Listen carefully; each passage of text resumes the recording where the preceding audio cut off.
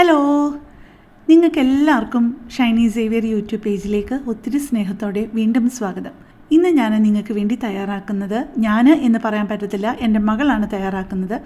കുറേ പേര് ആവശ്യപ്പെട്ടിരുന്നു അവളുണ്ടാക്കിയ പാസ്ത കണ്ടിട്ട് നല്ല പാസ്തയാണെന്ന് തോന്നുന്നു, അതിൻ്റെ റെസിപ്പി ഷെയർ ചെയ്യാമോ എന്ന് ചോദിച്ചിരുന്നു. അപ്പോൾ ഇന്ന് ആ പാസ്തയുടെ റെസിപ്പിയാണ് കേട്ടോ. ഞാൻ 1.5 കപ്പ് ഡ്രൈ ആയിട്ടുള്ള ഷെൽ പാസ്തയാണ് എടുത്തിരിക്കുന്നത്. അത് വൃത്തിയായിട്ട് കഴുകിയിട്ട് നമുക്കത് കറക്റ്റ് ആ ഒരു പരുവത്തിലൊന്നും കുക്ക് ചെയ്യണം. ഇപ്പം ഞാൻ കുറച്ച് വലിപ്പമുള്ള ഒരു നോൺ സ്റ്റിക്ക് പാനിലോട്ട് എടുത്തിരിക്കുന്നത് 1.5 ടേബിൾ സ്പൂൺ അൺസോൾട്ടഡ് ബട്ടറാണ്.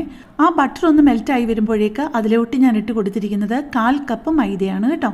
ഇത് ഞാൻ പറഞ്ഞല്ലോ, അളവ് പറയുന്നത് 1.5 കപ്പ് കുക്ക് ചെയ്യാത്ത പാസ്തയുടെ അളവിനുള്ളതാണ് ഞാൻ ഈ പറയുന്നത്. ഈ ബട്ടറിലിട്ട് ഈ മൈദയൊന്ന് ചെറുതായിട്ടൊന്ന് മൂപ്പിച്ചെടുക്കണം. അപ്പോൾ അതിൻ്റെ ചെറിയ കളറൊന്ന് മാറി വരുമ്പോഴേക്കും അതിനകത്തോട്ട് പാലും ഒഴിച്ചു കൊടുക്കണം.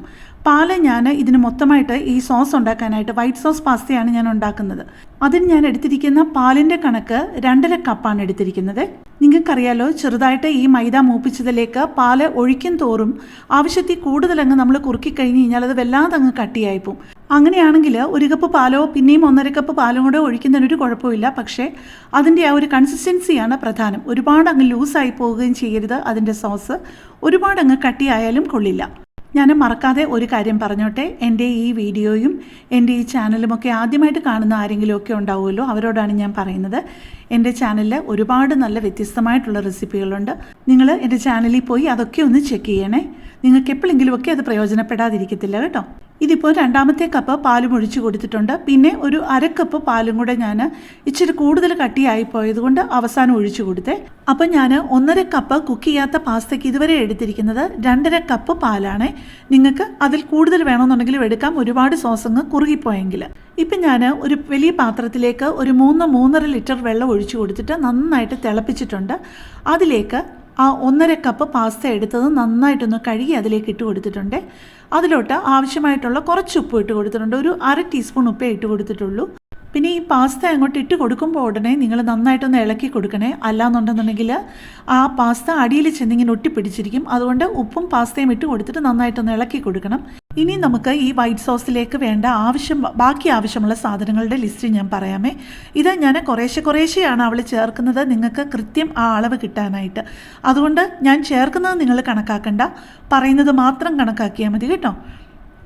ഉപ്പിട്ട് കൊടുത്തത് 1 ടീസ്പൂണും, peri 2 teaspoon, pepper powder 1.25 teaspoon, Italian seasoning 2 teaspoon, chilli flakes 4 teaspoon. ഇതെല്ലാം ലെവലായിട്ടുള്ള ടീസ്പൂണിൻ്റെ കണക്കാണ് കേട്ടോ, ഹീപ്ഡ് അല്ല, അത് പ്രത്യേകം ശ്രദ്ധിച്ചോണേ. ഇതിന് വേണ്ട ചിക്കൻ കുക്ക് ചെയ്യാനായിട്ട് ഞാൻ ഒരു 3/4 കപ്പ് ചിക്കൻ ബ്രസ്റ്റ് കുഞ്ഞായിട്ട് മുറിച്ചതാണ് എടുത്തിരിക്കുന്നത്. ഏതാണ്ട് ഒരു 1/4 കിലോ വരും. നിങ്ങൾക്ക് ചിക്കൻ ചേർക്കാൻ താല്പര്യമില്ലെങ്കിൽ അതിന് പകരം വെജിറ്റബിൾസ്, ബ്രോക്കലിയോ മഷ്റൂമോ ക്യാരറ്റോ എന്ത് വേണമെങ്കിൽ ചേർക്കാമേ. ചിക്കനൊക്കെ ഇട്ട് പകുതി വേവായി കഴിയുമ്പോഴേക്ക് അതിലേക്ക് ഒരു മീഡിയം സൈസ് ഉള്ളി 4ആയിട്ട് മുറിച്ച് കനം കുറച്ച് അരിഞ്ഞതും ചേർത്ത് വഴറ്റണേ. വെജിറ്റബിൾസ് ആയിട്ട് ബ്രോക്കലിയും മഷ്റൂമും ഒക്കെ ചേർക്കുന്നുണ്ടെങ്കിൽ ചിക്കൻ പ്രത്യേകം ഇതുപോലെ കുറേശ്ശെ സ്പൈസസ് ഇട്ട് കുക്ക് ചെയ്ത് കഴിഞ്ഞിട്ട് വെജിറ്റബിൾസ് ഇതുപോലെ തന്നെ കുറേശ്ശെ സ്പൈസസ് ഇട്ട് വേറെ കുക്ക് ചെയ്യുന്നതാണ് നല്ലത് കേട്ടോ. ഇപ്പം ദേ നമ്മുടെ പാസ്ത റെഡി ആയിട്ടുണ്ട്, ആവശ്യത്തിന് കുക്കായിട്ടുണ്ട്. ഒരു പാനിലേക്ക് 1/2 ടീസ്പൂൺ ബട്ടർ ഇട്ട് കൊടുത്തു കഴിഞ്ഞിട്ട് പിന്നെ ഇട്ട് കൊടുത്തത് ചിക്കനാണ്. ചിക്കൻ ഒരു കുറച്ച് കഴിഞ്ഞ് കഴിഞ്ഞപ്പോഴേക്കും അതിലോട്ട് പിന്നെ ഇട്ട് കൊടുത്തത് പെറി 3/4 ടീസ്പൂണും, 1/4 ടീസ്പൂൺ സോൾട്ടും, ചില്ലി ഫ്ലേക്സ് 1/2 ടീസ്പൂണും, പെപ്പർ പൗഡർ 1/4 ടീസ്പൂണും, ഇറ്റാലിയൻ സീസണിങ് 1/4 ടീസ്പൂണുമാണ്.